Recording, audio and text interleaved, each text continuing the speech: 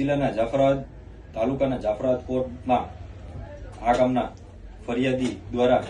Negotiable instrument act હેઠળ ફરિયાદો check રિટર્નની ફરિયાદો દાખલ કરવામાં આવેલી અને એ ફરિયાદમાં તારીખ 26/2/2026 રોજ નામદાર કોર્ટ દ્વારા ચુકાદો આપવામાં આવેલ, જે ચુકાદો આ કામના ફરિયાદીઓની ફેવરમાં આપવામાં આવેલો. આ કામના જે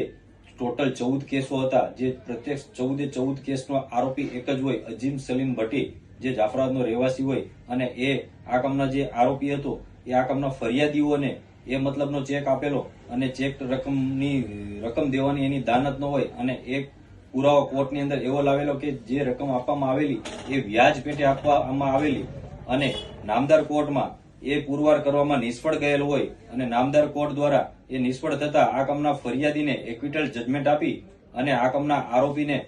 સજાનો હુકમ કરેલ હોય, અને 14 કેસમાં 2 વર્ષની સજા, એમ કુલ ગણી 28 વર્ષ સજા, તેમજ